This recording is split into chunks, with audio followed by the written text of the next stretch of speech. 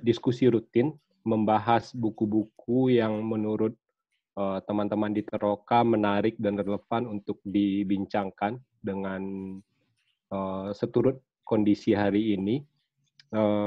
Setiap penyelenggaraan Teroka Buku kami selalu mengupayakan untuk menghadirkan langsung penulisnya. Ini demi memperkaya sudut pandang kita terkait sebuah buku tersebut. Nah, selama kurang lebih 3 bulan menghadapi pandemi ini, Kedai Teroka telah menyelenggarakan 18 diskusi virtual yang terbagi dalam tiga kategori. Ada Teroka Buku, Teroka Sastra, Teroka edisi spesial, dan terakhir kami meluncurkan program Sanggar Puisi Teroka. Teman-teman silakan cek Instagram Kedai Teroka untuk mengetahui program-program kami tersebut, dan tentu saja semua program tidak berbayar, gratis. Yang bayar lewat ruang guru aja. Untuk itu, terima kasih kami kepada semua pihak yang telah membantu setiap program kami, baik itu narasumber, moderator, dan tentu saja para loyalis Kedai Teroka lain yang banyak membantu kami, kayak Bang Esa bantu kontak Mbak Yayas, dan seterusnya. Nah, khusus untuk sesi kali ini, tentu saja terima kasih banyak untuk Mbak Yayas dan Dianita yang sudah berkenan meluangkan waktu dan membagi pikirannya dengan kita semua. Dalam diskusi mengurai ulang hubungan manusia dengan alam, seperti yang sudah tersebar melalui WhatsApp atau media sosial, kita akan membahas, ya katakanlah sebuah pendekatan alternatif yang ditawarkan oleh Saras Dewi dalam buku Ekofenomenologinya, terbitan margin kiri, terkait relasi manusia dengan alam. Saat ini Mbak Yayas sudah hadir bersama kita. Halo Mbak. Halo. Ya, halo. Selamat malam. Bagi teman-teman yang belum membaca buku Mbak Yayas, itu tersedia dalam bentuk e-book di Google Play. Silahkan dicari, udah di transfer penerbit margin kiri dalam bentuk e-book. Nah, selama diskusi berlangsung, kita akan dipandu oleh Dianita Kusuma Pertiwi. Dian akan bertindak sebagai moderator yang akan memandu kita lah ke jalan yang benar. Dian dan Mbak Yayas nanti akan menggali topik yang akan kita diskusikan ini. Dian, halo Dian. Ya, hai. Saya akan memperkenalkan Dian dulu selaku moderator, nanti Dian akan memperkenalkan Mbak Yayas selaku narasumber. Dianita Kusuma Pertiwi lahir di Malang 26 Februari 93. Ia telah menamatkan pendidikan di program studi Magister Ilmu Sastra Universitas Indonesia. Saat ini, ini biodata lama aku dapatnya ya. Saat ini menjadi sekretaris bidang produksi literasi di Komite Buku Nasional. KBN udah bubar. Betul. Dian saat ini bekerja di Kelola, bagian apa Yan? Program Officer. Program Officer di Kelola. Sejauh ini Dian telah menerbitkan buku Harian Keluarga Kiri, terbit 2016, kemudian terbit ulang 2019, dan kumpulan naskah drama Pasar Malam untuk Brojo yang terbit tahun 2016. Tulisan-tulisan non-fiksi Dian, teman-teman bisa akses melalui situs pribadinya diandarti.com, diandarti.com. Nah, selama kurang lebih 1,5 jam, diskusi akan berlangsung dalam format percakapan antara Dian dan Mbak Yayas. Kemudian setengah jam terakhir akan ada sesi tanya-jawab dengan peserta diskusi, namun dengan protokol-protokol khusus. Saya akan bacakan ringkas protokol-protokolnya. Pertama, selama diskusi berlangsung, peserta diskusi tidak akan mikrofon masing-masing. Kemudian peserta diskusi diperkenankan mengaktifkan sejauh itu tidak mengganggu jalannya diskusi. Kemudian peserta yang ingin mengajukan pertanyaan, silahkan menuliskan nama di kolom chat. Nanti Dian akan mempersilahkan peserta secara bergilir mengaktifkan mikrofonnya dan bertanya secara lisan. Atau bisa juga pertanyaan disampaikan melalui chat dan akan dibacakan oleh Dian nantinya. Peserta yang bertanya, ini himbauan khusus, harap tidak berpanjang-panjang dan bisa fokus pada pertanyaan, terutama yang terkait dengan topik yang sedang kita bicarakan. Ini demi memberi peluang teman-teman lain yang ingin bertanya. Nah, semoga kita semua bisa berdiskusi dengan tertib dan bahagia. Terima kasih.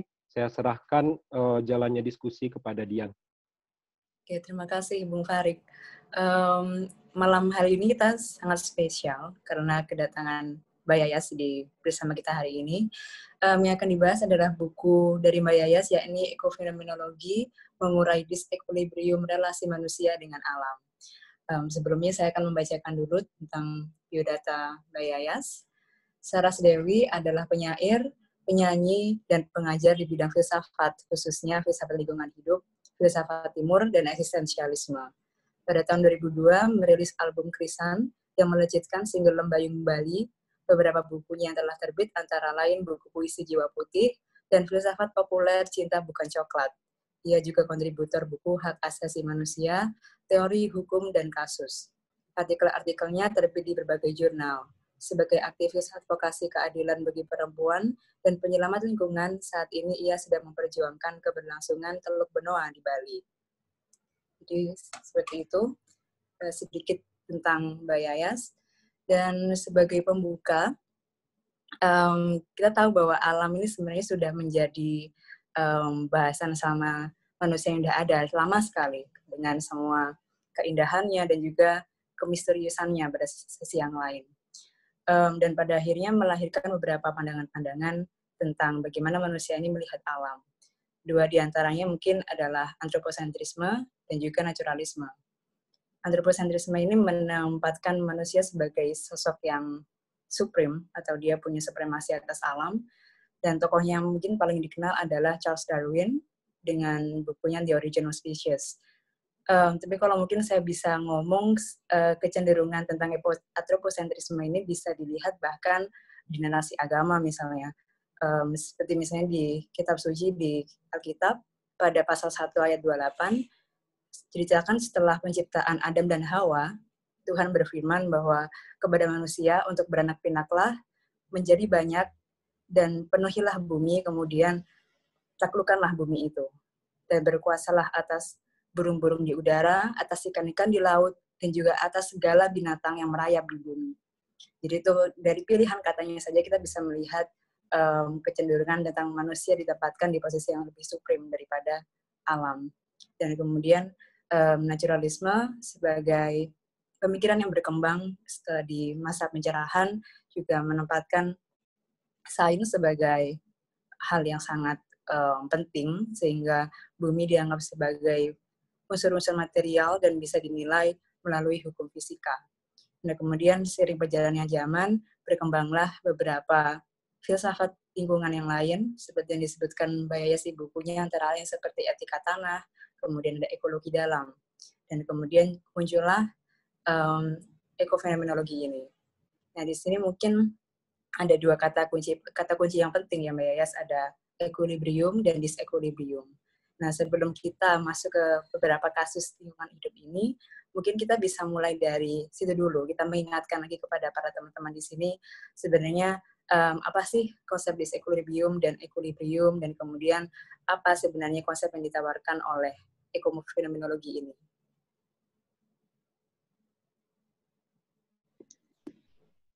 Makasih Kak Dian. Pertama aku pengen nyapa teman-teman dari Kedai Taroka dulu.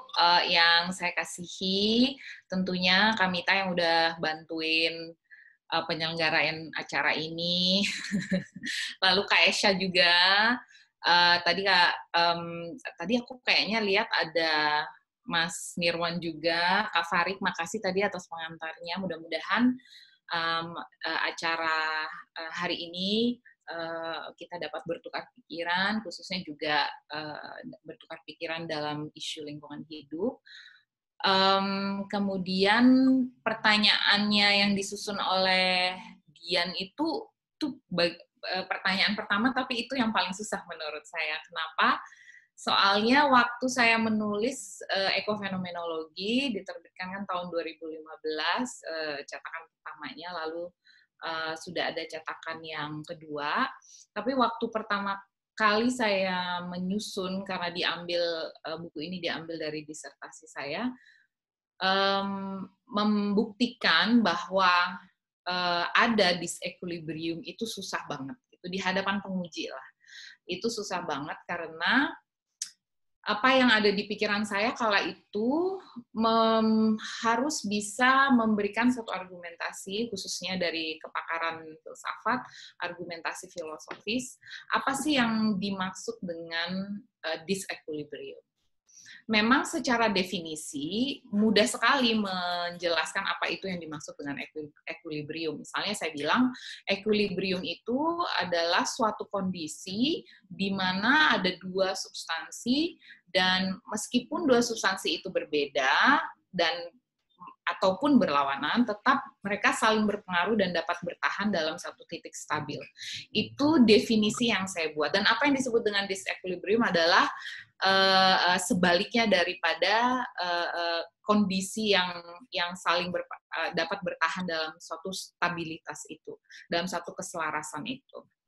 Nah, secara teoritis itu sepertinya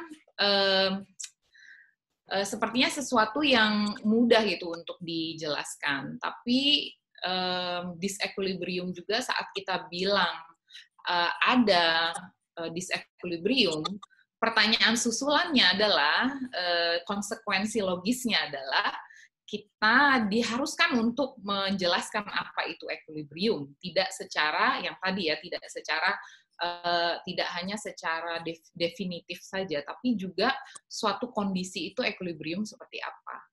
Nah, ini yang menurut saya mengalami kesulitan waktu menulis ekofenomenologi, dan energi saya sebenarnya banyak habis di sana, dan banyak juga pihak yang mengkritik penjelasan tentang equilibrium dan disequilibrium.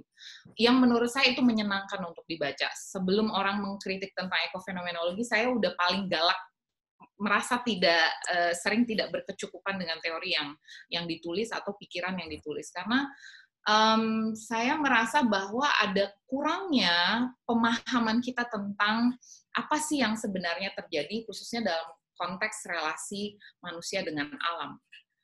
Misalnya, kalau dikatakan ada disequilibrium, gimana cara kita membuktikan ada disequilibrium?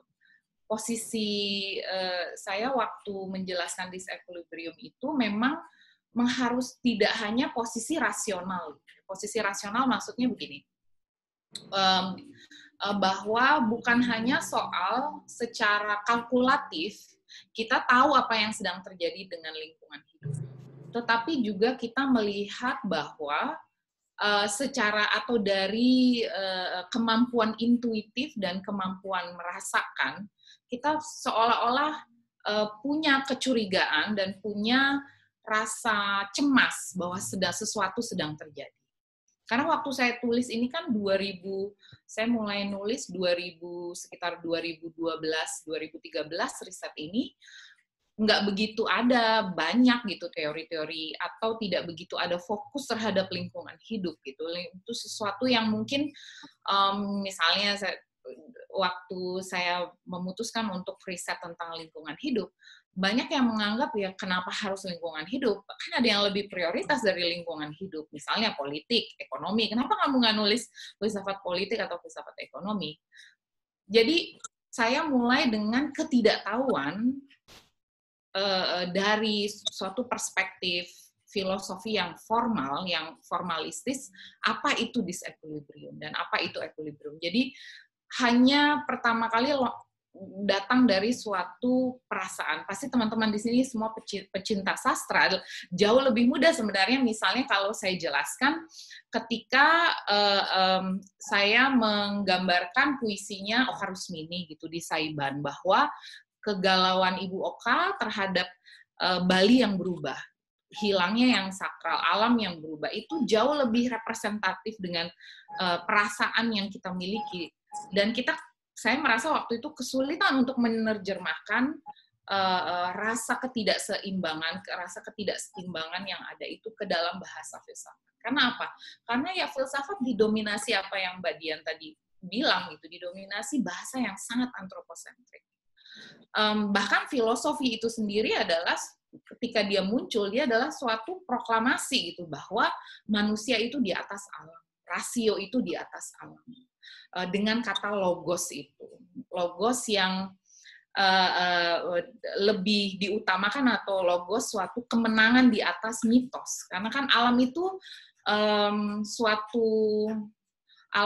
suatu yang kalau di dalam Yunani klasik itu ya dia mewakili yang mitis itu kan alam. Kita punya rasa keheranan, kita punya rasa ketidaktahuan, tapi kita letakkan dia di ruang lingkup mitos itu, bukan sebagai bagian daripada logos. Jadi itu yang saya bayangkan ketika saya mengembangkan kata equilibrium dan disequilibrium itu. Tapi kemudian pembuktiannya adalah tentunya sekarang dari 2015 sampai sekarang banyak yang bisa dituliskan sebenarnya, termasuk juga salah satu yang kita sebut sebagai krisis iklim.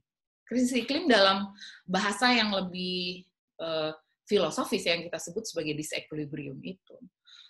Memang kita punya, kalau orang bersikeras bahwa kenapa kita bilang disequilibrium, kan alamnya tetap ada gitu, alam masih ada kan, lingkungan kan masih ada, kita masih bisa bernafas, kita masih bisa makan dan lain sebagainya. Karena ketika kita mau bilang, waktu saya bilang ada dua substansi yang berlawanan, kita menggambarkan seolah-olah bahwa untuk menjaga equilibrium atau suasana selaras dengan antara satu pihak dengan pihak yang lainnya, kita berharap orang itu bisa ngomong gitu untuk bilang bahwa saya merasa hubungan ini tuh kayak pacaran gitu ya, pacar kita bisa ngomong, saya nggak enak deh di hubungan ini karena saya merasa kamu mengambil lebih dan saya selalu memberi gitu. Ada protes. Kita menganggap bahwa tidak ada disequilibrium, manusia pada umumnya menganggap tidak ada disequilibrium karena alam tidak punya atau berbeda kemampuan ekspresinya gitu dengan manusia tentunya. Tapi krisis iklim mengharuskan kita untuk membaca gerak-gerik tubuh alam dengan cara yang sentrik. Misalnya ya gimana krisis iklim itu menyebabkan baik itu pemanasan global maupun juga punahnya spesies yang dikabarkan misalnya kalau dalam waktu 20 tahun ke depan tidak bisa menekan atau membuat suhu iklim ini rendah, tidak sampai naik 1,5 derajat saja, itu akan mengakibatkan kepunahan spesies yang akan berakibat ke seluruh ekosistem. Itu cara kerja alam, itu cara ekspresi alam, bahwa ini loh ada disequilibrium. Kesulitannya hanyalah menjelaskan itu ke sesama manusia. Kalau kita mau bersikeras mau pakai rasio aja dan mau pakai statistik, kalkulasi, dan lain sebagainya, yang sebenarnya usulan saya di buku adalah suatu rasa empati. Rasa empati yang bukan hanya empati yang ditunjukkan sesama satu spesies kan. Kalau kita ini gampang empati seperti yang tadi saya sampaikan, karena pihak lainnya yang sedang kesusahan atau sedang mengalami rasa sakit bisa mengatakan dia sedang kesakitan atau dia keberatan gitu dengan perilaku pihak pertama.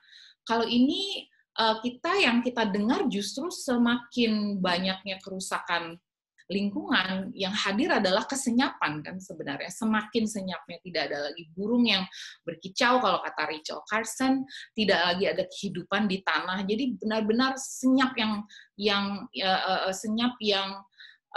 begitu memekakkan telinga sebenarnya. Itu hanya bisa dibaca jika manusia punya kepekaan, punya sensitivitas, punya empati yang melampaui spesiesnya.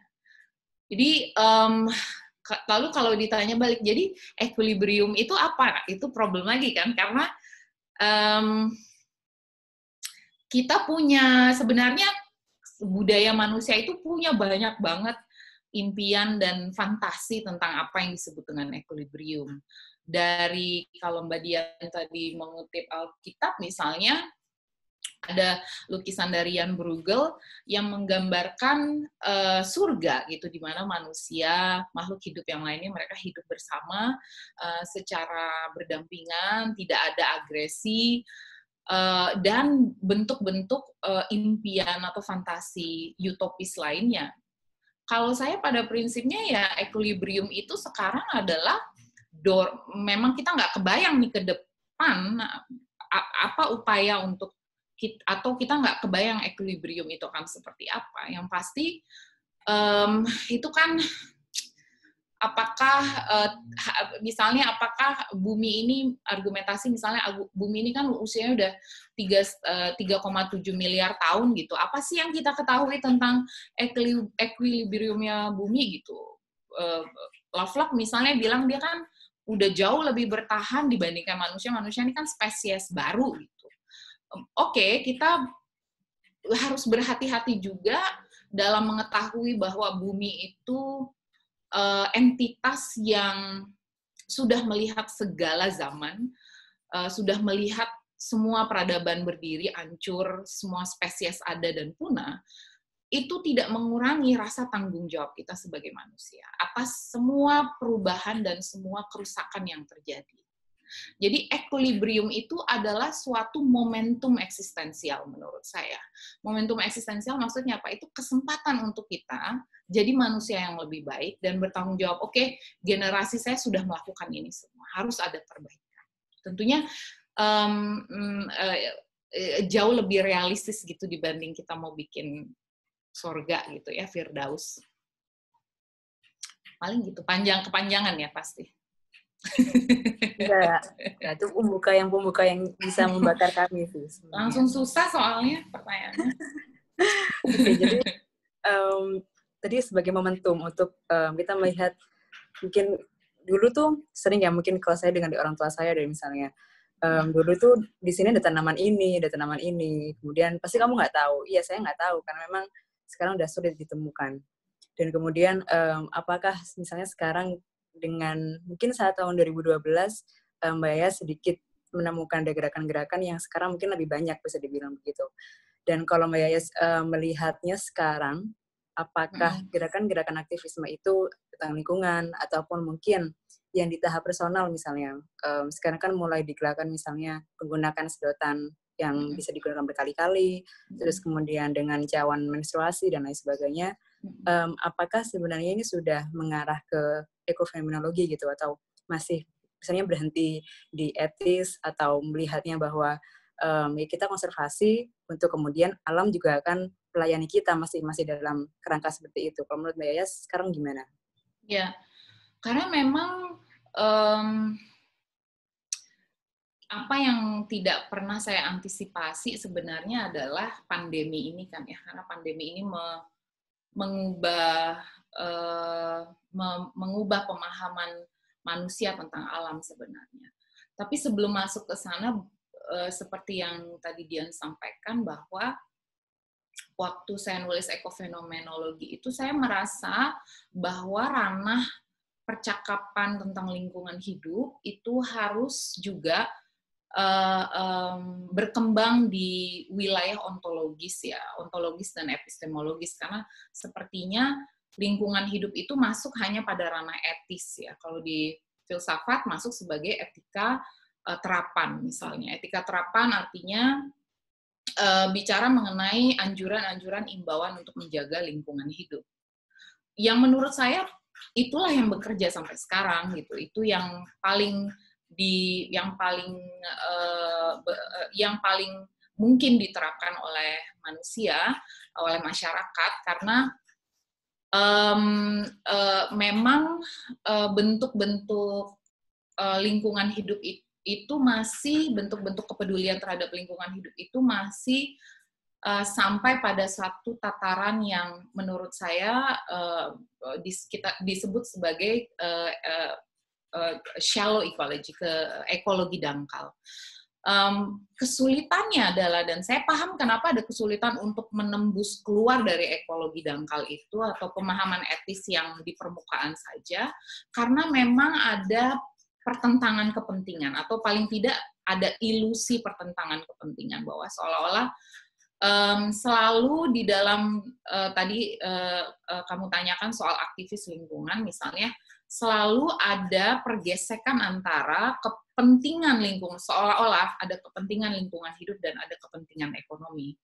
Jadi menurut saya juga dualisme seperti ini tuh adalah perkara yang menjebak gitu ya, perkara yang menjebak kalau kita hanya memandang dari perspektif etis saja, karena perspektif etis hanya berhenti pada soal perilaku untuk konservatif gitu. Kalau Arnenes misalnya mempersoalkan kalau kita peduli lingkungan hidup hanya sejauh sebagai ekologi dangkal, maka kepeduliannya seringkali akan bentur dengan akan selalu ada kompromi dan permisif terhadap kepentingan ekonomi itu. Kenapa ya? Karena alamnya tetap benda gitu, benda mati yang bisa dimanipulasi, yang bisa dieksploitasi, nggak ada problem selama ia melayani kepentingan manusia.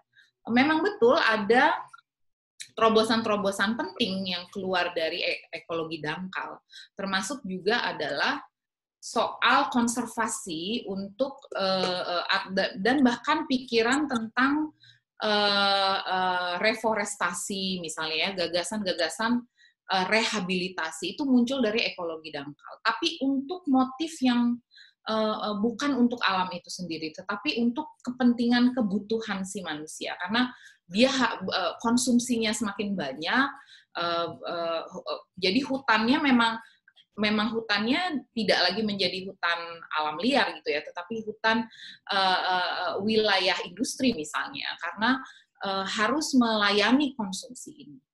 Jadi untuk perspektif deep ecology, mereka melihat bahwa selama kita masih permisif dan kompromi, maka yang terjadi deteriorisasi dari alam liar itu. Jadi ukurannya waktu itu adalah alam liar ya. Tentunya sekarang kita udah sulit sekali untuk memahami alam liar kecuali di ranah fiksi atau di ranah puitis gitu ya, kita sebut sebagai alam liar, karena sebagai aktualitas sudah tidak ada lagi alam liar. Tapi itulah bayangannya bahwa deteriorisasi alam liar itu adalah wujud atau hasil daripada penerapan etika yang dangkal itu. Memang usulannya adalah bagaimana caranya supaya kalau kita bicara, jadi kalau bicara tentang lingkungan hidup dan alam gitu ya, ini dua hal yang menurut saya juga sering dipertukarkan. Saya sering pakai secara setara gitu, ekuivalen antara alam dan lingkungan hidup.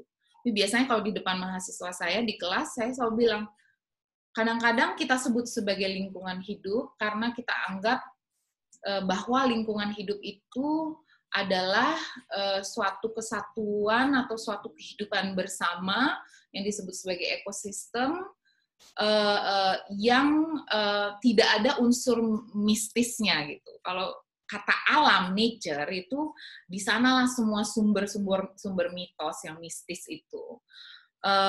Bahwa alam, kita sebut alam sebagai kehidupan, alam sebagai ibu bumi, misalnya, itu upaya untuk memahami alam yang tidak hanya sebagai lingkungan semata yang kita sebut sebagai lingkungan.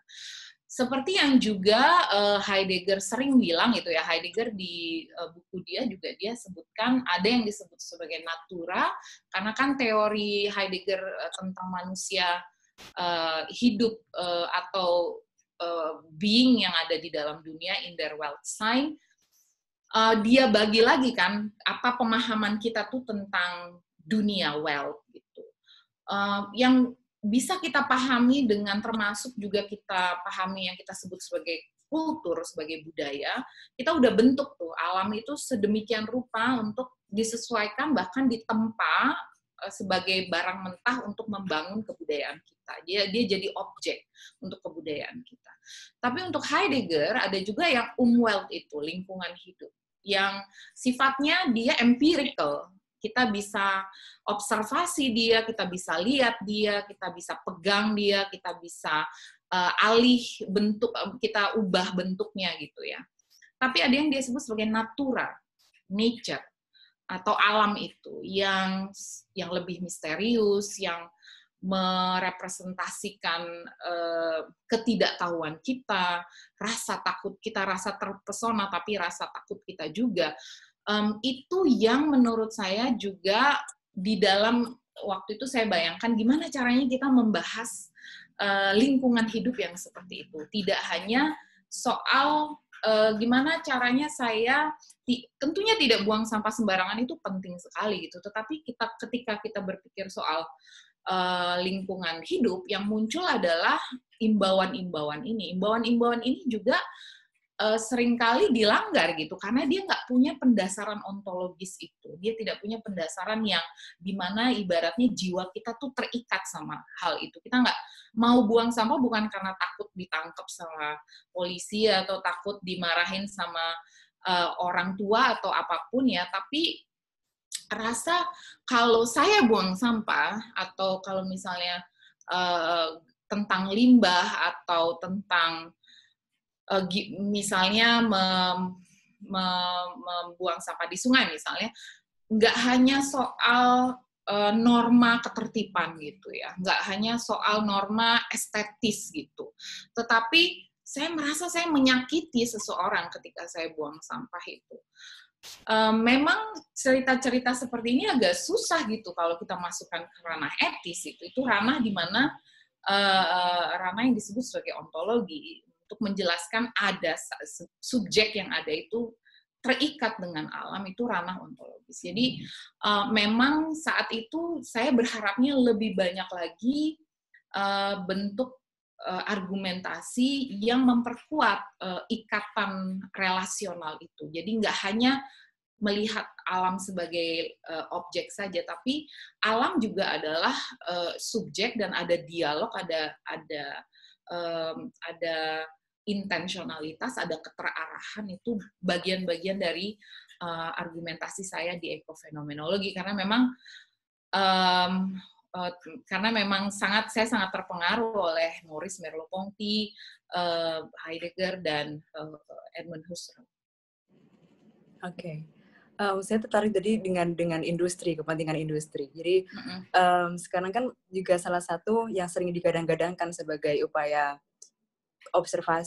konservasi adalah misalnya dengan tenaga solar panel, kemudian menggunakan tenaga angin yang katanya bisa menggantikan sumber-sumber energi yang habis dari gas bumi atau fosil. Tapi kemudian ternyata pada proses pembuatan solar panel pun membutuhkan bahan-bahan dari alam juga, seperti kuarsa dan juga batu bara yang berkualitas tinggi. Dan kemudian untuk dibuatnya lagi harus dipanaskan, dilelehkan, dan kemudian itu juga menimbulkan polusi udara lagi. Dan kemudian ada konteks juga misalnya perusahaan-perusahaan besar yang memproduksi alat-alat itu lagi. Jadi kemudian mereka ada kepentingan industri. Nah, jadi apakah itu menjadi salah satu contoh juga tentang permasalahan aktivisme lingkungan saat ini? Ya,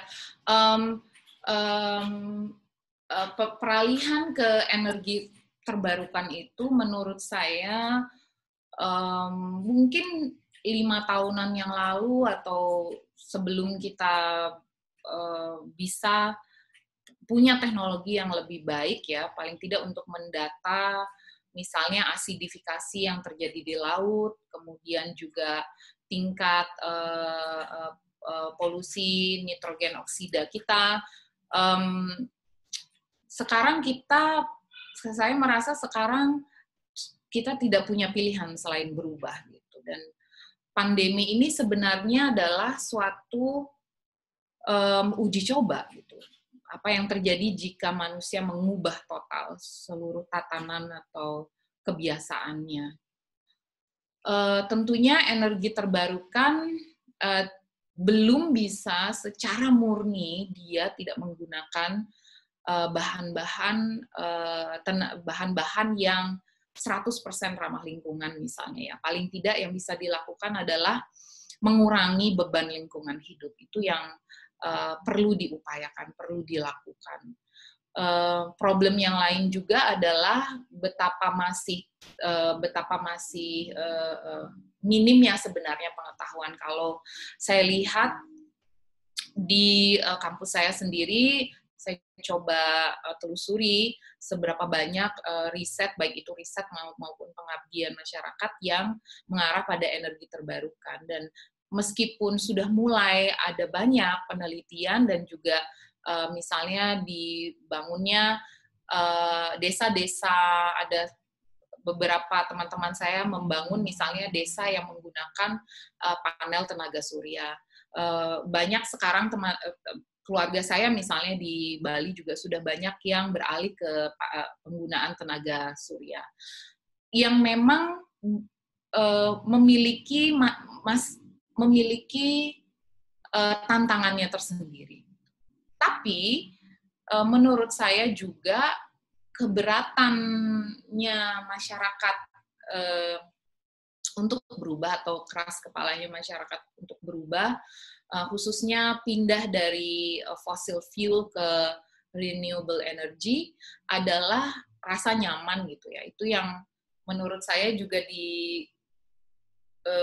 kita bahas, bagaimana selama kita merasa bahwa secara dangkal atau di permukaan kita merasa bahwa inilah sebaik mungkin yang bisa saya lakukan terhadap lingkungan hidup, yang seringkali kita enggan melepaskan atau menanggalkan rasa nyaman, atau meninggalkan zona nyaman.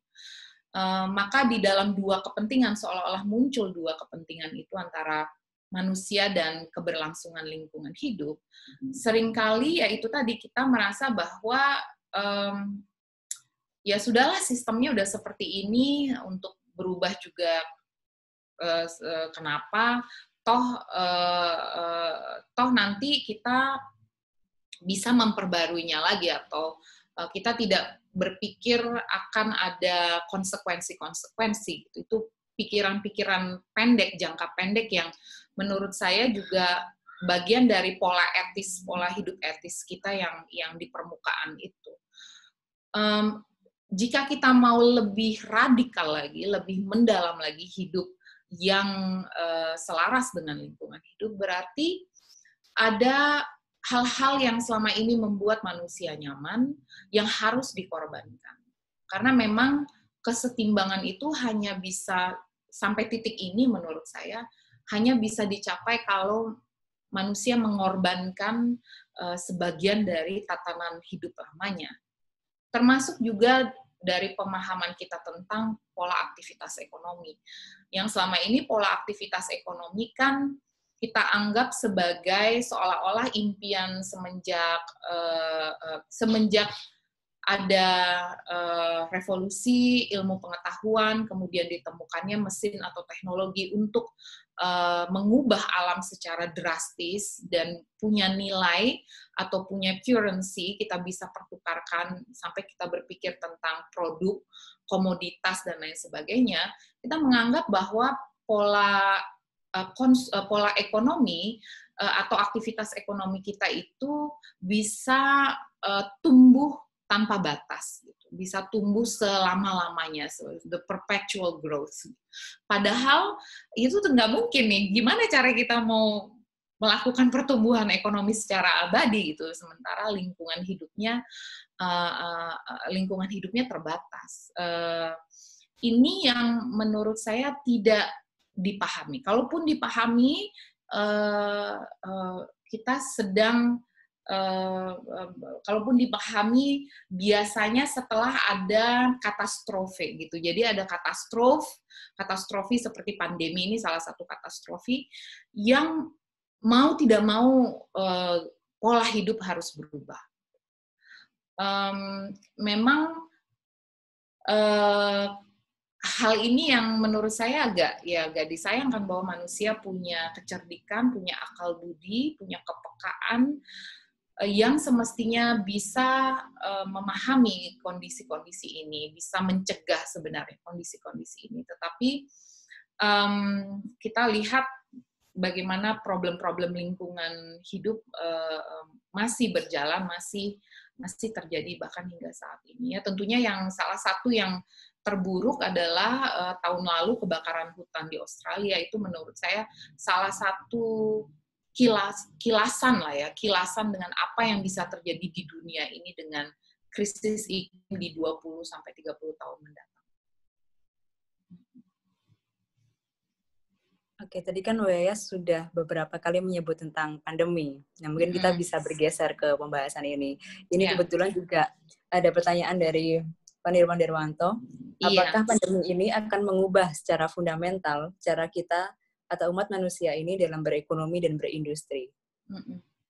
Ya mau tidak mau kan ya, mau tidak mau. Tapi ya betul, ya memang motifnya itu survivalitas ya, Mas Pak Nirwan ya.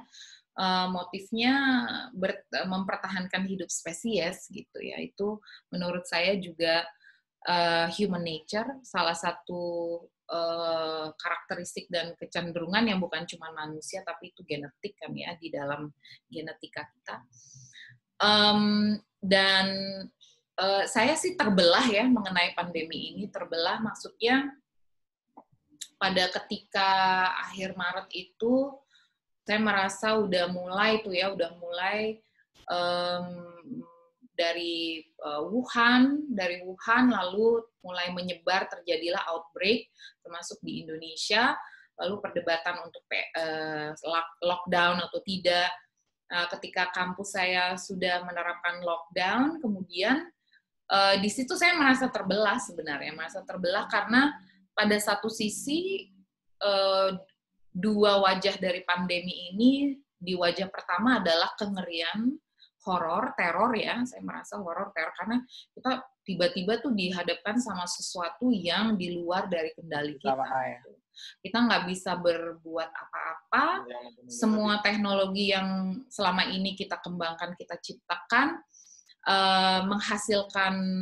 belum menghasilkan suatu terobosan di bidang pengobatannya, vaksinnya. Jadi benar-benar tergagap-gagaplah kita menghadapi virus ini. Juga melihat statistik, khususnya juga laporan kematian. Ketika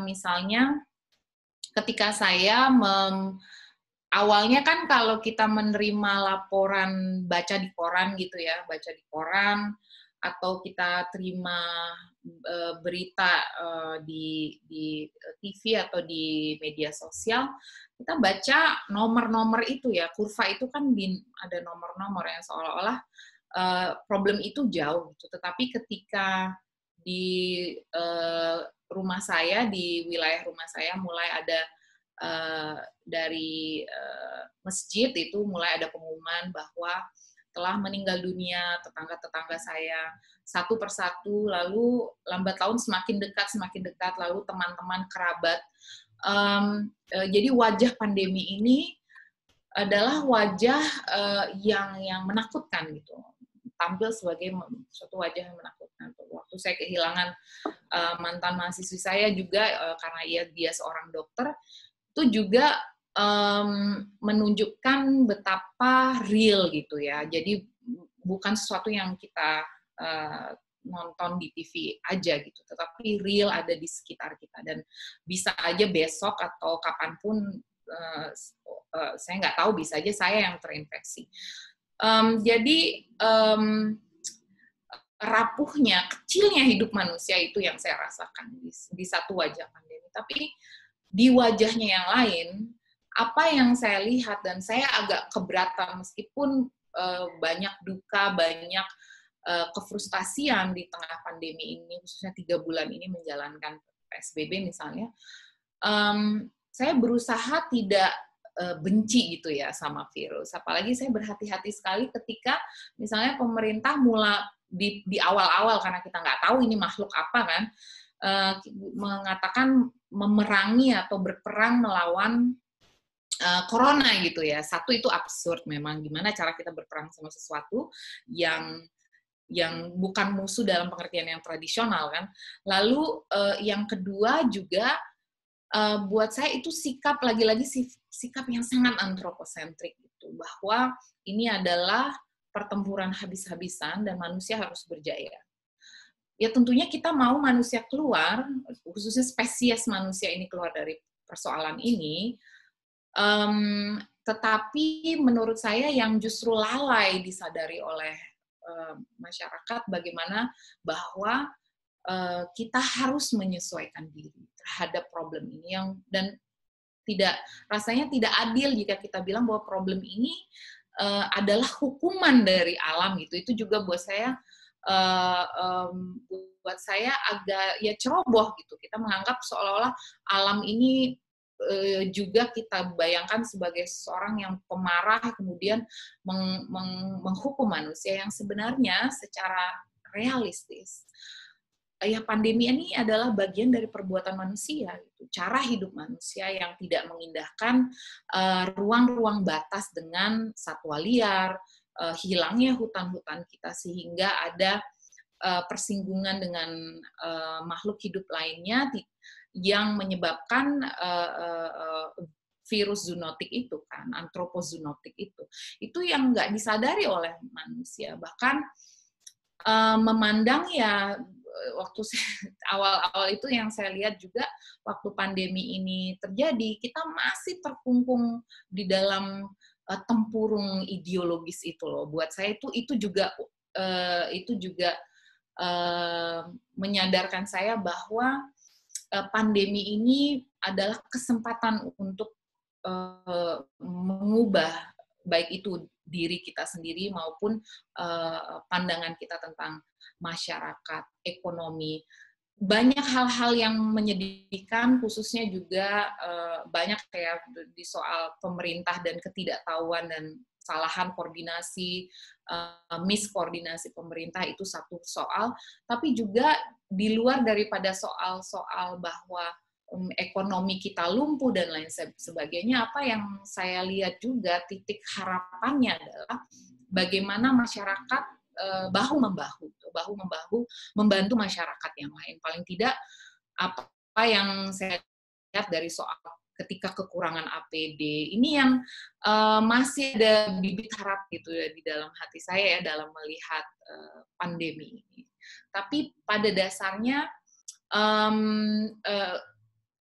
misalnya salah satu contoh ketika ada gambar atau ada foto dari NASA yang menunjukkan langit di Tiongkok, karena Tiongkok punya problem polusi udah dalam waktu yang lama sekali gitu ya. Tapi ketika mereka lockdown lebih dari tidak sampai 2 minggu dan mereka sudah berkurang sampai 200 juta ton nitrogen oksidanya. Di situ untuk pertama kalinya langit Tiongkok saat musim semi cerah. Dan munculnya satwa-satwa liar yang tiba-tiba ada gitu ya, tiba-tiba tertangkap kamera manusia. Yang menurut saya misalnya di laporan KLH gitu, KLHK itu banyak sekali laporan penampakan entah itu harimau, macan, badak dan lain sebagainya. Yang menurut saya itu saya jadi teringat ya ada ngobrol dengan seorang penghayat keharingan yang mengatakan bahwa di dalam buku, ibaratnya buku suci mereka, akan datanglah semacam pelindung bagi yang tersakiti gitu. Akan datanglah pelindung bagi yang tersakiti. Dan saya selama ini nggak pernah memandang seperti itu. Apalagi soal pandemi ya, tentunya pandemi itu sesuatu yang menyedihkan gitu. Tetapi saya tidak pernah berpikir bahwa ada pihak yang saat ini sedang yang tadinya terhimpit sekarang bisa bernafas gitu. Itu yang realisasi, refleksi, kontemplasi saya selama 3 bulan ya, harus work from home. Paling itu sih, Dian. Oke. Ya sebenarnya itu juga menjadi salah satu hal yang saya pertanyakan sebenarnya dengan hewan mulai bermigrasi kembali karena manusia terkunci di dalam rumahnya istilahnya. Kemudian tingkat polusi yang menurun. Tapi apakah memang menurut Mbak Yayas untuk memperlambat gerak manusia, memperlambat sistem produksi yang biasanya sangat tinggi dan kemudian bisa mencapai atau mungkin satu titik atau satu langkah lah menuju equilibrium itu dengan tanda kutip tragedi seperti ini, menurut Yayas gimana? Tapi itu yang terjadi ya, itu bukan hipotetis sebenarnya. Saya itu seperti melihat ya format-format katastrofe yang hanya dibaca di cerita-cerita fiksi, gitu. Tiba-tiba dijalani kan. Dan ini bagian dari saya teringat apa yang Lovelock sampaikan di hipotesa Gaia, kan dia sampaikan bahwa kita tuh harus memandang tidak hanya bahwa semua entitas hidup termasuk juga bakteri, virus itu adalah bagian dari tangan-tangan swakendali dari bumi gitu. Yang di satu sisi yaitu ya saya merasakan ambiguitas itu, ambivalensinya saya terasa sebagai manusia, saya merasa diserang gitu dengan problem ini. Tetapi di satu sisi kita ingin punya kesempatan untuk berubah, dan ini bukan lagi kesempatan, sebenarnya suatu kondisi yang mengharuskan kita untuk berubah. Memperlambat ekonomi misalnya, bagaimana kemarin saya baca mengenai slow fashion, itu salah satunya tentang slow fashion, dan bagaimana pola konsumsi kita pun setelah datangnya pandemi ini meninggalkan suatu yang memang pasti suatu titik balik gitu, bahwa apa yang ya gimana ya, apalagi kalau waktu pandemi itu saya merasa sampai sekarang juga ya, kalau tiap malam ambulan itu bunyi mondar-mandir, saya mencoba memahami kembali apa sih yang penting di dalam hidup ini, dan itu adalah yang momen-momen titik balik yang penting di dalam manusia. Memang persoalan yang menurut saya sekarang yang sangat urgent ya tentunya adalah bagaimana kita dari ranah filosofis kita punya semacam rasionalisasi di balik munculnya tatanan baru, kenormalan baru ini. Tetapi juga yang menurut saya problematik adalah ruang kenormalan baru ini ruang yang masih klasisism gitu ya. Jadi hanya bisa dinikmati oleh golongan tertentu saja. Kita dalam penting sekali posisi pemahaman kita, khususnya pemahaman tentang kebebasan dan perspektif politis kita juga berkelindan dengan problem pandemi ini untuk soal-soal misalnya gimana caranya urgensi negara untuk punya sistem universal tentang kesehatan yang menjamin bahwa semua orang berhak untuk mendapatkan jaminan kesehatan, bukan hanya orang yang mampu bayar. Itu satu yang saya lihat sangat mendesak, termasuk juga bagaimana meredistribusikan maksudnya meredistribusikan kesejahteraan supaya ya keadilan tercapai di dalam kondisi yang sulit ini. Itu yang catatan-catatan saya gitu yang perlu dilakukan. Tapi alih-alih sebenarnya ada upaya untuk melakukan hal tersebut, saya masih melihat problem-problem yang tadi ya, soal kriminalisasi masih ada terhadap aktivis lingkungan hidup, terhadap mereka yang bicara mengenai kebebasan berekspresi, termasuk juga masih diloloskannya beberapa produk-produk kebijakan yang menurut saya bermasalah dan punya konsekuensi lingkungan hidup yang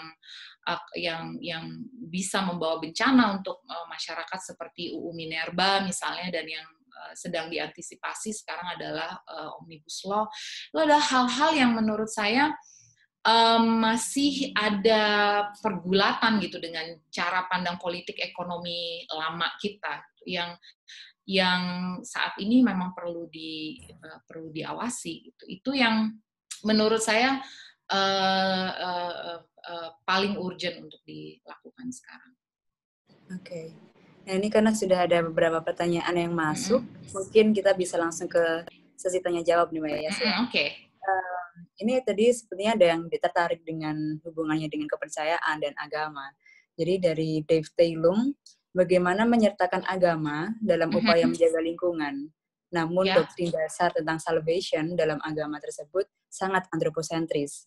Hanya manusia yang memiliki privilege dalam keselamatan. Iya, betul.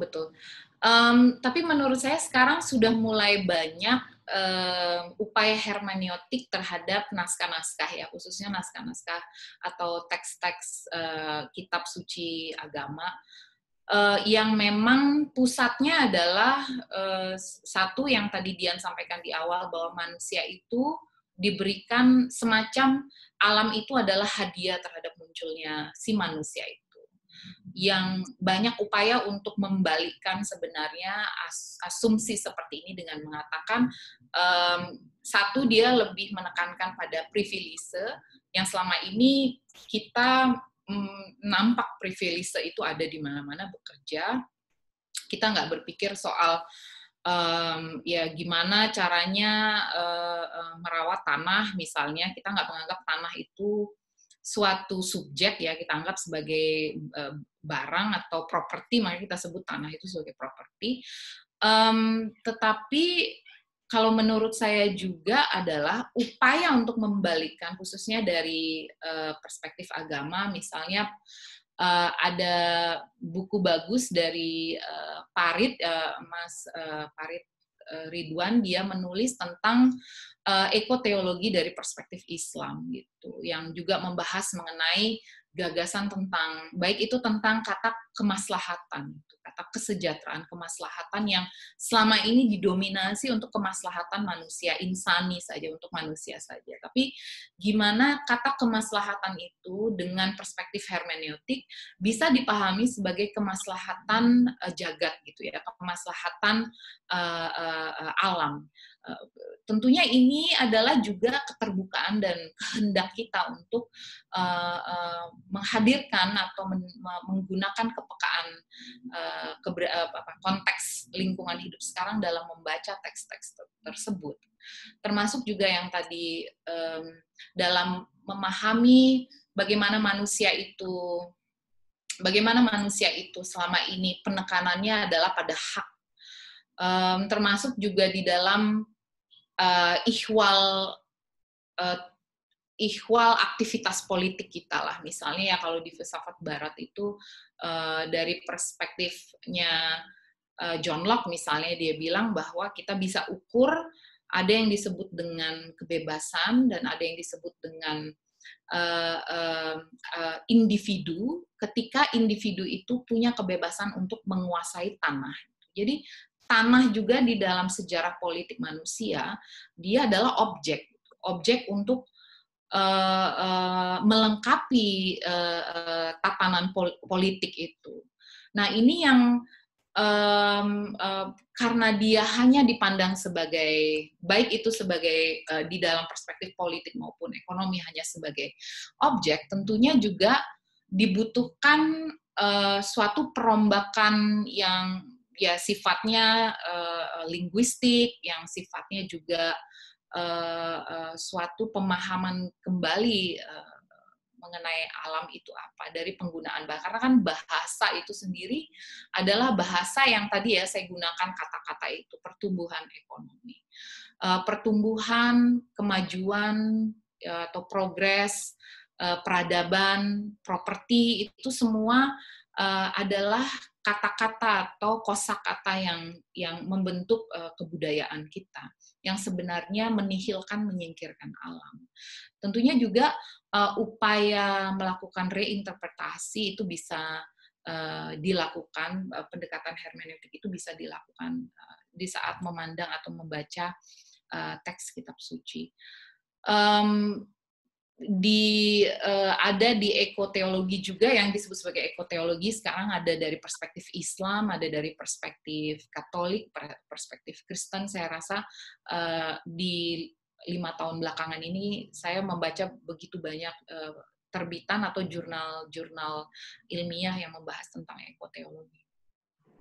Oke, ini masih berhubungan dengan kepercayaan juga, tapi mungkin berhubungan dengan yang tadi, tentang kearifan lokal terhadap alam yang diaplikasikan oleh masyarakat minoritas kita, misalnya masyarakat Kasepuhan Cipta Gelar di Sukabumi. Karena kita kan mungkin sering ya mendengar bahwa kepercayaan lokal ini cenderung lebih tidak atau persentis, misalnya dengan kalau akan menebang pohon misalnya harus seperti apa, ada ritual-ritual seperti itu. Nah, apakah memang ada kearifan lokal ini bisa dibilang satu bentuk manusia yang tidak antroposentris dibandingkan yang biasanya yang lain gitu? Iya, tentunya.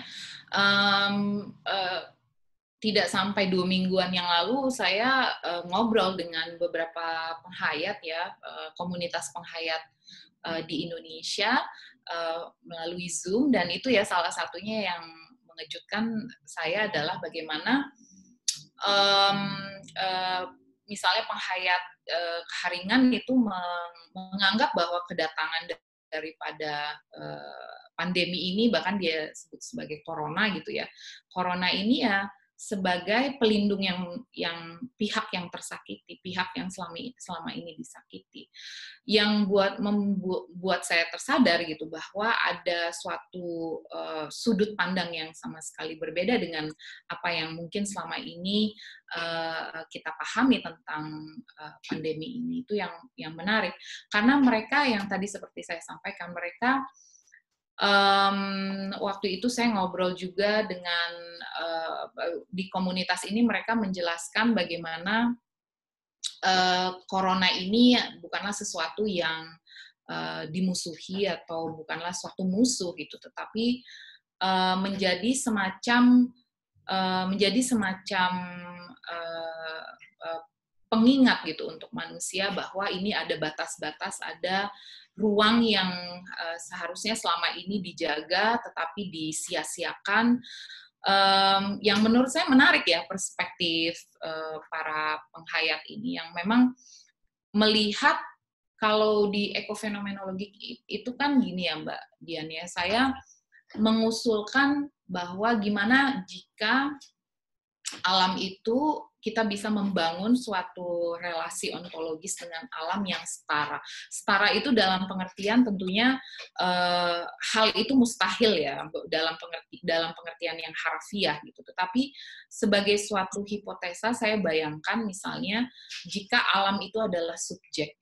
Selama ini kan kita hanya punya tergugah untuk melakukan tindakan baik yang seringkali rasa solidaritas itu datang dari satu spesies yang sama. Jadi asumsinya adalah bagaimana jika alam itu adalah subjek yang saya rasakan tubuhnya. Jadi tubuh alam dan tubuhku adalah setara, sama-sama saya bisa merasakan sakit, dan bahkan kalau alam sakit ya saya sakit juga gitu. Itu yang itu relasi yang coba saya tampilkan di ekofenomenologi.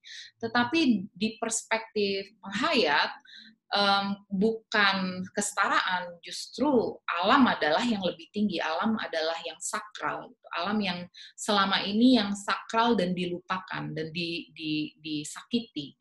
Itu tentunya posisinya berbeda sekali dengan bagaimana masyarakat yang cenderung antroposentrik bahkan tidak menganggap bahwa alam itu punya nyawa atau punya substansi sama sekali gitu. Dia hanyalah barang untuk melengkapi kebutuhan manusia aja. Dalam perspektif filosofis tentunya saya harapannya adalah bagaimana ada pertimbangan etis yang datang dari suatu abstraksi bahwa alam ini sesuatu yang setara tubuhnya dengan manusia, paling tidak ada empati dan rasa kepedulian bisa terbangun di sana. Tapi dari perspektif penghayat, saya rasa dari penghayat, sufisme, mereka menganggap alam itu atau misalnya aliran Vedanta kalau di dalam tradisi Hindu, mereka menganggap bahwa alam itulah yang meliputi keseluruhan, tidak ada yang di luar daripada alam. Jadi dia diletakkan di posisi yang lebih tinggi, dan pandemi ini adalah salah satu pengingat ke manusia tentang kekuatan alam itu. Kalau dari perspektif penghayat, itu yang menurut saya menarik sekali. Oke, ini ada beberapa pertanyaan berhubungan dengan pandemi. Jadi yang pertama akan saya rangkum saja. Apakah pandemi ini bisa dikatakan juga sebagai ekspresi alam? Bagaimana caranya pola berpikir kita cukup tepat dalam menyikapi krisis lingkungan hidup ini, tidak hanya terbatas pada pola etis ekologi dangkal. Dan kemudian, bagaimanakah dampak yang akan terjadi akibat efek pandemi ini, baik secara dalam ranah politik hingga domestik? Jadi yang pertama itu soal ekspresi alam. Ekspresi ya. Di sini semua penyair dan pencinta sastra pasti lebih ngerti ke sana dibandingkan saya pasti. Misalnya kalau tadi kan Dian di awal udah nyebutin ya bahwa dari tahun 2014, jadi waktu saya menulis ekofenomenologi ini bersamaan dengan upaya untuk mencegah atau melawan reklamasi Teluk Benoa ya, yang sampai sekarang masih berpolemik sebenarnya. Termasuk juga tetangga-tetangga saya di desa Sumerte itu dikriminalisasi. Ada Pak Imade Jonantare dan juga I Gusti Dharma Wijaya, itu dua keluarga atau sesama penduduk di desa saya yang dikriminalisasi karena reklamasi Teluk Benoa. Jadi waktu saya nulis ekofenomenologi itu juga saya berusaha banget gitu ya membayangkan bahwa kami udah menyerahkan gitu ya data-data ke masyarakat bahwa kalau reklamasi itu dilakukan, apa saja kebencanaan ekologis yang terjadi. Kebencanaan ekologisnya akan di saat musim kekeringan, apa yang terjadi adalah bahaya kurangnya air bersih untuk masyarakat setempat, khususnya masyarakat Tanjung Benoa yang akan terdampak dari pembangunan itu. Kedua, di saat musim pasang pasti nanti banjir rob. Lalu juga apalagi problem-problem yang lainnya pasti akan berdampak pada kelangsungan aktivitas ekonomi masyarakat sekitar yang memang mereka tergantung dari pariwisata yang sifatnya lingkungan hidup ya gitu, seperti aktivitas laut dan juga nelayan, terutama nelayan yang bergantung hidupnya di Teluk Benoa. Itu data-data nyata yang tim waktu itu kita persiapkan, yang kita berikan pada masyarakat, gimana caranya menghentikan pemerintah daerah dan juga pusat menghentikan upaya untuk merambah wilayah perairan yang disebut sebagai Teluk Benoa itu. Sekitar 700, dari 1.000 turun ke 700 hektar. Jadi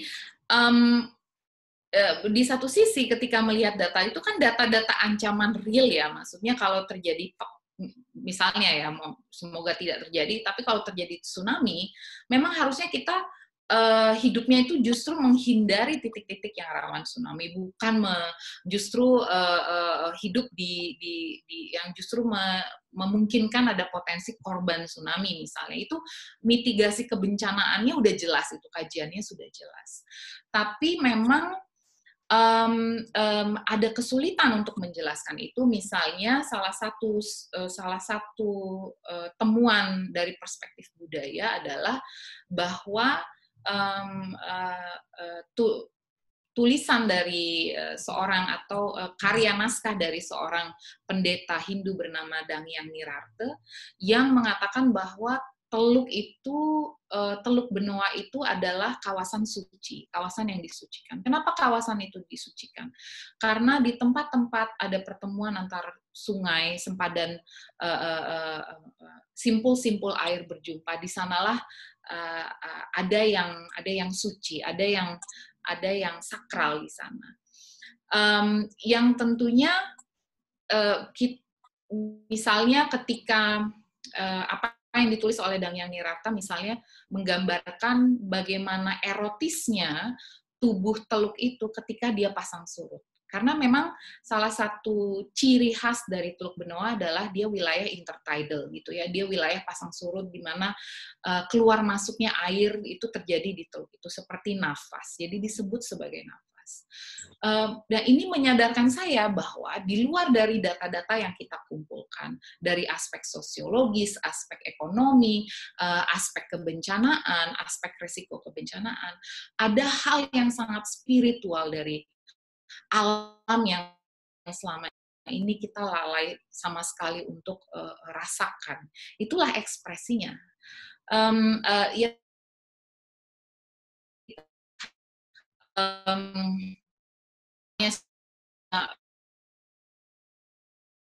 Lakukan memperluas pelabuhannya. Di sana saya lihat bagaimana wilayah-wilayah perairan itu menderita, dan ketika menderita apa yang terjadi adalah banjir. Kita bisa melakukan pembacaan terhadap gejala-gejala alam sedemikian rupa, dan itu pun menurut saya salah satu upaya untuk di tengah ketidaktahuan kita untuk membaca alam itu seperti apa. Yang menurut saya sastra, puisi, di sana memungkinkan kita untuk berkomunikasi. Menurut saya itu puisi itu jembatan untuk memahami alam. Itu. Mudah-mudahan menjawab ya.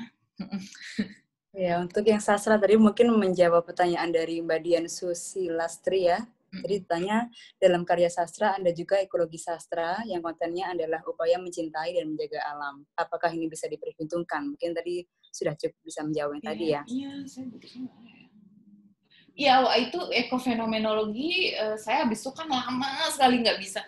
Ada hal-hal yang nggak bisa saya teorisasi gitu. Jadi waktu saya nulis Kekasih Teluk juga, saya mencoba hal-hal yang nggak bisa saya dengan baik saya tulis secara teoritis, dan juga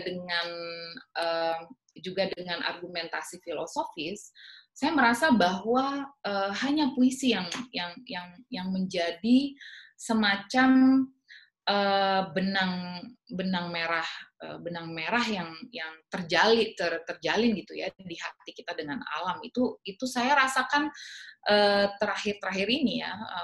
Tidak semuanya menurut saya ya, misalnya Maurice Merleau-Ponty gitu mengatakan bahwa kalau mau memahami alam, ya bisa gitu dengan kita berdiskusi filosofis seperti ini. Tetapi salah satu yang kita bisa pahami atau bisa kita rasakan tentang alam adalah tubuhnya. Dan saat tubuhmu menari satu ritme dengan alam, itu kita bisa rasakan kehadirannya. Itu adalah suatu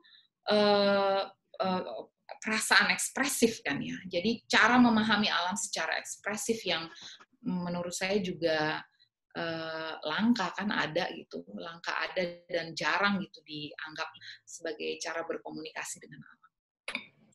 Oke, tadi kan membahas tentang Teluk Benoa dan ada peran-peran seperti pemerintah dan juga pihak-pihak industri dalam hal seperti itu. Nah ini ada pertanyaan terkait kebijakan CSR dari Sally Radian. Kebijakan CSR yang dibuat pemerintah kepada perusahaan, baik di satu sisi, namun tak jarang juga dijadikan sebagai cuci tangan perusahaan dari dosa atas eksploitasi mereka kepada alam. Padahal CSR yang dia lakukan tak sebanding dengan kerusakan yang telah dilakukan. Bagaimana pendapat Mbak Yayas? Iya. Itu tadi ya, tadi seperti yang saya sampaikan, karena masih sangat kompromis dengan prinsip-prinsip yang harusnya ajak ya. Prinsip-prinsip sustainability ini kan harusnya ajak. Termasuk juga menurut saya krisis iklim ini bukan suatu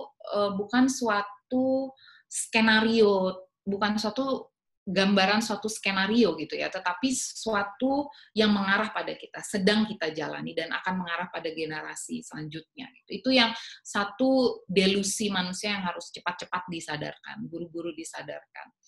Termasuk juga kalau selama masih punya delusi bahwa manusia itu pusat daripada cerita, manusia itu akan seolah-olah menang dan berkuasa di atas alam, alam itu bisa dikontrol, bisa ditundukkan, itu menurut saya juga tentunya akan tercermin dari pola ekonomi ya.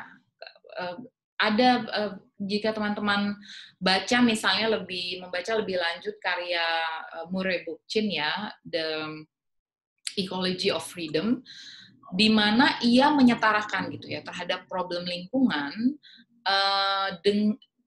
dengan berbanding lurus juga dengan problem baik itu rasisme, kemudian juga problem dari rasisme, klasisisme dan lain sebagainya yang bertumpu pada hierarki, karena orientasinya selalu hierarki. Termasuk juga kalau kita melihat aktivitas ekonomi ini tentunya kan seringkali misalnya argumentasinya ya kan kita mau menghentikan kemiskinan misalnya, karena itulah kita memiliki industri atau kita melakukan pembukaan lahan untuk pertambangan. Tapi di dalam begitu banyak riset dan begitu banyak kasus, apa yang justru nampak dari pola ekonomi seperti ini, aktivitas ekonomi seperti ini, selain juga merusak lingkungan, tetapi juga semakin menajamkan kesenjangan. Karena hanya bisa dinikmati manfaatnya atau hanya dikeruk keuntungannya untuk segelintir orang, tidak untuk masyarakat. Ini yang digarisbawahi oleh Bookchin, bahwa selama aktivitas ekonomi itu bertumpunya pada eksploitasi, pada dominasi, karena kan polanya mendominasi alam, dominasi manusia yang lain, memperbudak manusia yang lain, memperbudak alam. Itu suatu tabiat yang menurut Bookchin bisa kita lihat dari pola hidup, khususnya pada pola aktivitas ekonomi. Nah, memang salah satu alasannya adalah bagaimana ada cara menebus atau melakukan tanggung jawab sosial dari perusahaan itu atau CSR itu ya. Yang seringkali misalnya buat saya agak konyol gitu. Salah satu yang konyol-konyol itu misalnya ketika terjadi kebakaran hutan sekitar 2 tahun yang lalu ya, yang di mana kita perlu mengevaluasi kembali bagaimana usaha industri sawit itu berdampak pada masyarakat. Berdampak pada masyarakat, berdampak pada satwa dan hutan juga, gitu, pada ekosistem. Di mana misalnya yang buat saya konyol, bagaimana untuk CSR-nya perusahaan-perusahaan sawit ini membagi-bagikan masker gitu.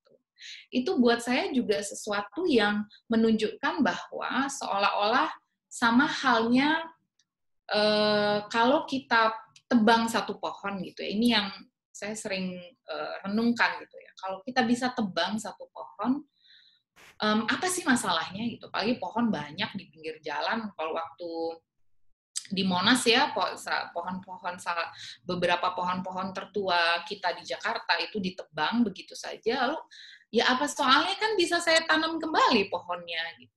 Karena kita memandang baik itu pohon maupun alam tidak punya nilai intrinsik. Kita nggak mungkin kalau misalnya Bapak Ibu, teman-teman punya lukisan Raden Saleh gitu ya, terus saya ancurin lukisan Raden Saleh itu, saya bilang, oh banyak kok yang bisa buat kopi daripada yang persis kayak gitu dan bahkan lebih bagus, mungkin nggak ada coret-coretan apanya gitu, jauh-jauh lebih sempurna daripada lukisan Raden Saleh sendiri. Itu kan nggak mungkin. Pasti ya nggak mau lah, saya mau yang otentik gitu, karena lukisan itu punya apa yang disebut sebagai nilai intrinsik. Seperti saya, meskipun ada orang yang mirip dengan saya, nggak mungkin jadi saya, karena itu ada interioritasnya, ada yang intrinsik di dalam diri saya. Tapi alam itu tidak kita pandang seperti itu. Pohon itu nggak kita pandang seperti itu. Karena ya, kalau kita tebang ya kita tumbuhin aja lagi. Karena kita nggak pandang sebagai subjek. Dan cara merehabilitasi alam itu, atau lingkungan yang rusak, itu nggak sesuatu yang kayak membalikkan telapak tangan gitu. Kita punya banyak teknologi, tapi sedikit sekali yang bisa sukses melakukan, misalnya meningkatkan populasi satwa gitu dengan melakukan repopulasi misalnya, itu nggak semudah itu. Ini yang lagi-lagi ya lompat pada kedangkalan berpikir itu yang menurut saya bagian daripada problem juga. Oke, terkait dengan tadi kebakaran hutan tadi Mbak Yaya sempat menyebutkan, dan juga sebenarnya kan tentang kerusakan hutan dan juga CSR ini kan juga ada peran pemerintah di situ, tentang ada politik di sana. Nah ini pertanyaan dari Arni Amir, bagaimana menurut Mbak Yaya dengan pendekatan politik lingkungan dalam mengurangi kerusakan lingkungan di Indonesia? Ya, betul sekali. Yang pasti sih kalau kita lihat ya tadi ya saya udah menjelaskan bahwa saya khawatir sekali dengan bagaimana kita memahami secara ilusif gitu ya kata kerja itu, kata labor, yang memang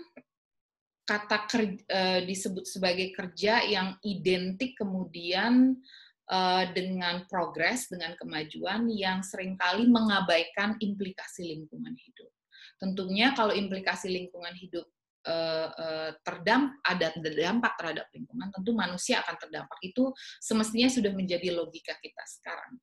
Tapi kita melihat kebebalannya dari pemerintah, khususnya abainya terhadap isu-isu lingkungan. Termasuk juga menurut saya fakta bahwa lebih dari 700 kasus kriminalisasi aktivis lingkungan yang terjadi di Indonesia itu bisa jadi catatan yang penting untuk diperbincangkan di ruang publik, bahwa mereka ketika subjek ini tidak bisa bicara, tidak bisa berkomunikasi, seperti halnya tidak bisa protes bahwa tentang kehidupannya, maka apa yang bisa dilakukan oleh mereka yang menolak isu lingkungan adalah memangkas representasinya. Dan inilah yang terjadi, representasi lingkungan yang sedang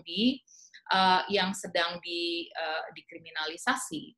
Dari Budi Pego yang dari Banyuwangi, misalnya menolak tambang emas, termasuk juga yang tadi saya ceritakan dari desa saya di Sumerte, Madejo Nantara dan Dharma Wijaya.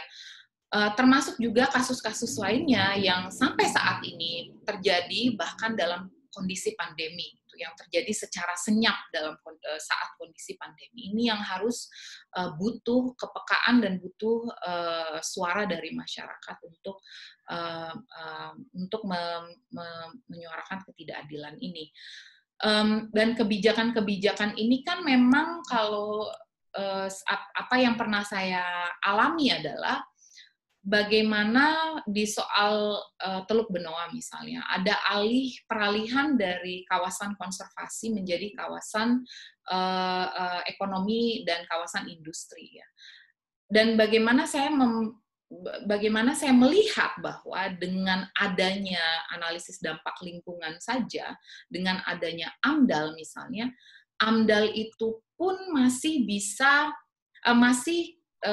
tidak kebal gitu terhadap kepentingan investasi yang tidak berkelanjutan ya. Saya nggak anti terhadap investasi, justru banyak investasi yang belum kita imajinasikan dan kita ciptakan yang selaras dengan lingkungan hidup. Tapi kita udah terburu terkotakkan dengan bentuk investasi yang tidak berkelanjutan ini. yang saya khawatir dengan diupayakannya pemangkasan regulasi-regulasi percepatan yang justru percepatan izin yang justru meninggalkan kaidah pemeriksaan lingkungan hidup, ini yang saya khawatirkan. Misalnya dengan yang tadi saya sudah sebut dengan Omnibus Law, dan tentunya dengan UU Minerba ini, di saat kita berusaha mendorong terobosan dan inovasi di bidang energi terbarukan, kebijakannya justru sebaliknya, gitu. Justru melemahkan untuk energi terbarukan. Ini yang menurut saya amat sangat disayangkan. Kalau tadi membahas tentang bagaimana alam digunakan sebagai wilayah industri, nah bagaimana kalau dengan kebutuhan pemukiman penduduk? Ini ada yang bertanya dari Budiana Setiawan. Bagaimana pandangan Mbak Saras tentang fenomena kebutuhan pemukiman manusia dengan upaya-upaya pelestarian alam? Betul. Ya, yang pastinya sekarang juga kita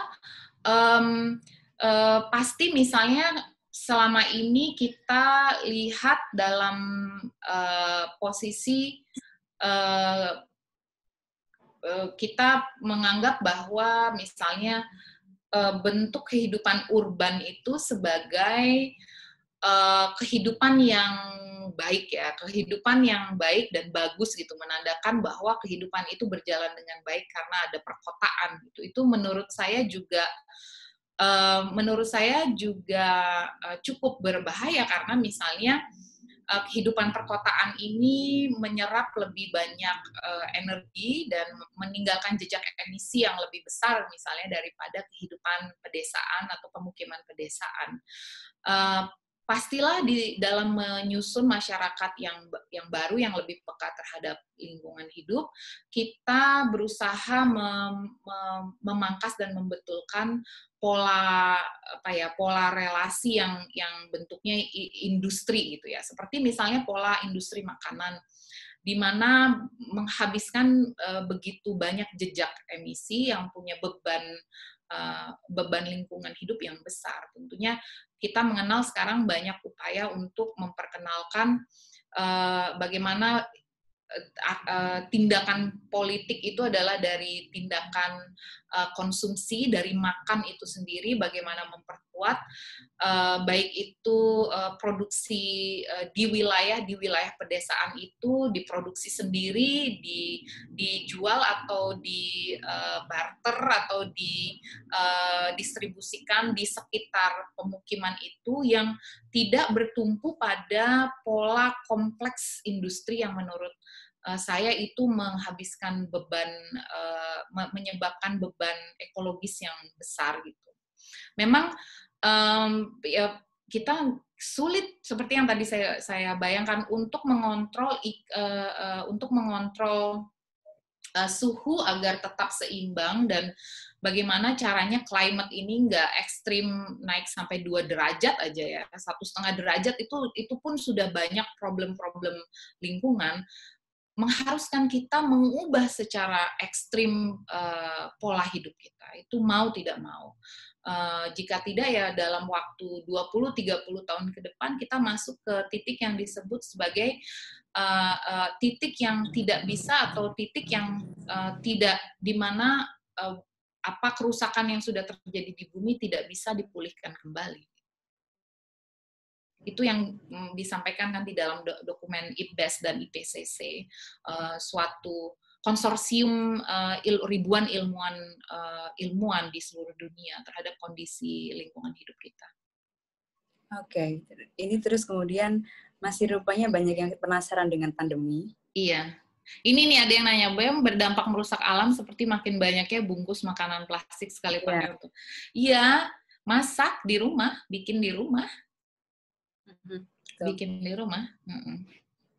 Itu yang saya lakukan. Lalu apa lagi ya? Apalagi tuh Mbak Dian?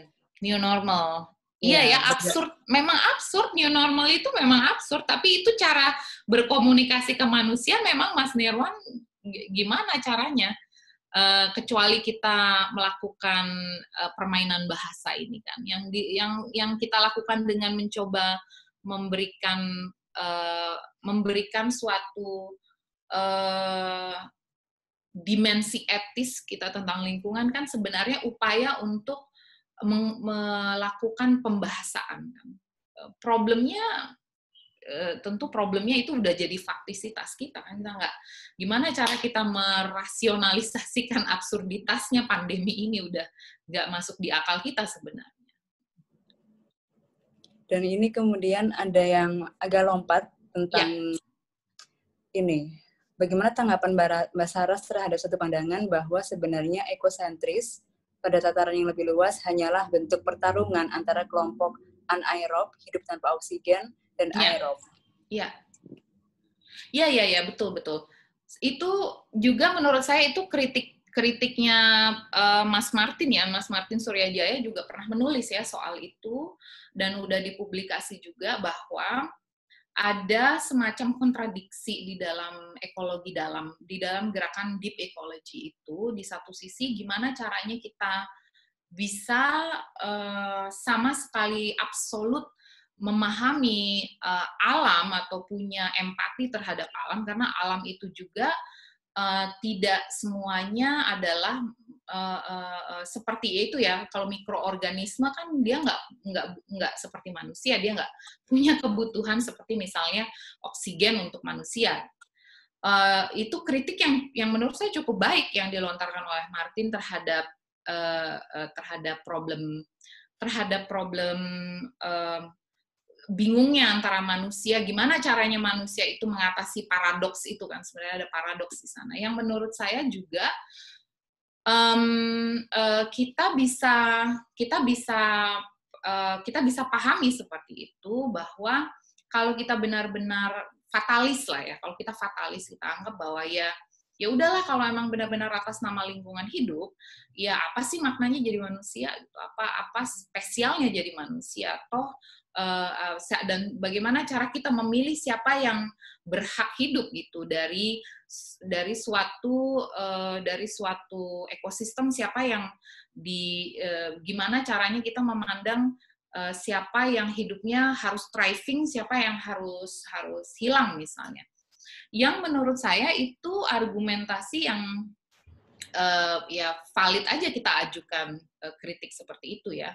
Tapi kalau dari perspektif saya, dari fenomenologi, lagi-lagi karena dari perspektif fenomenologi itu saya tidak pernah menihilkan sisi hadirnya mentalitas si manusia. Kayak buat saya juga ekologi yang murni ya, ekologi yang murni belajar tentang kehidupan gitu, itu nggak serta-merta belajar tentang makhluk-makhluk hidup di dalam ekosistem itu tidak kemudian serta-merta mendorong manusia itu untuk punya penghayatan yang lebih terhadap alam. Itu kritik saya juga gitu. Tapi berbeda dengan Martin misalnya, saya menganggap bahwa upaya kesulitan terbata-batanya kita di saat mencoba memosisikan diri manusia dan alam itu apa adalah langkah prakondisi menurut saya untuk suatu perubahan. Dan pasti kata-kata kita terbatas, dan itu sudah pasti karena kita kesulitan satu soal kebiasaan, termasuk juga bagaimana selama ini kita menganggap karena alam itu sunyi maka dia tidak bisa berekspresi. Kita juga susah untuk memahami karena ini isinya seperti apa, dan itu kan hal-hal yang membuat kita sulit untuk membentuk pengetahuan tentang alam yang sifatnya lebih peka gitu terhadap kepedulian lingkungan.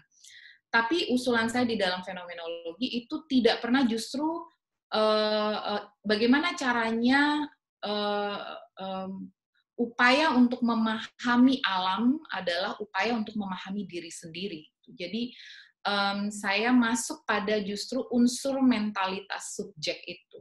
Bagian daripada pencarian diri adalah bagaimana ia dibentuk dari alam, dan alam itu bagian dari yang memungkinkan dia punya pikiran tentang dirinya sendiri gitu. Misalnya di buku saya juga jelaskan bahwa Gimana kalau kita Merleau-Ponty misalnya membicarakan sebelum manusia itu punya punya kosakata, punya sistem logika, yang pertama kali muncul di pikirannya adalah keheranannya terhadap alam. Jadi alam membentuk kesadaran dirinya.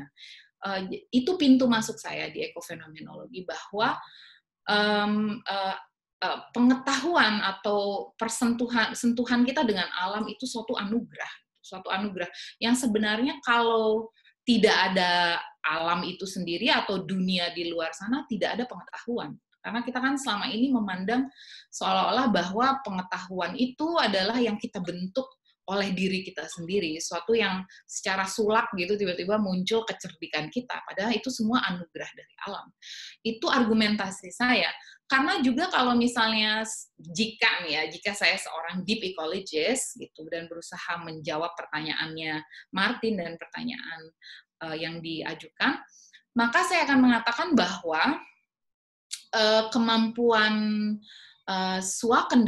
kemampuan swakendali daripada bumi memang sulit untuk, atau kita selama ini menganggap bahwa ada siklus kehidupan ya. Jadi ada siklus kehidupan dan kita mengalami kesulitan untuk membaca siklus itu. Misalnya kita anggap bahwa siklus itu adalah pertarungan survivalitas gitu. Kita bacanya sebagai pertarungan survivalitas, bahkan di dalam teori politik misalnya oleh Hobbes dibilang sebagai bagaimana manusia itu serigala sebagai serigala untuk serigala yang lain gitu. Intinya kita membayangkan bahwa alam ini yang brutal, yang sadis, yang semuanya pertempuran habis-habisan untuk bertahan hidup. Tapi itu juga adalah menurut saya suatu penggambaran yang tidak adil gitu tentang alam. Itulah yang disebut dengan siklus kehidupan. Jadi dari perspektif itu kita kesulitan untuk melihat bahwa ada keseimbangan yang bekerja sebenarnya. Dan kenapa manusia mengganggu keseimbangan itu? Tentunya yang seperti yang tadi saya sampaikan, menciptakan disequilibrium itu tentunya dibuktikan dengan masuknya era antroposen itu. Ya, apa yang disebut dengan antroposen? Bahwa seluruh aktivitas manusia, jejaknya itu mengubah bagaimana evolusi yang ada di bumi yang membutuhkan waktu jutaan tahun diubah oleh manusia secara ekstrim.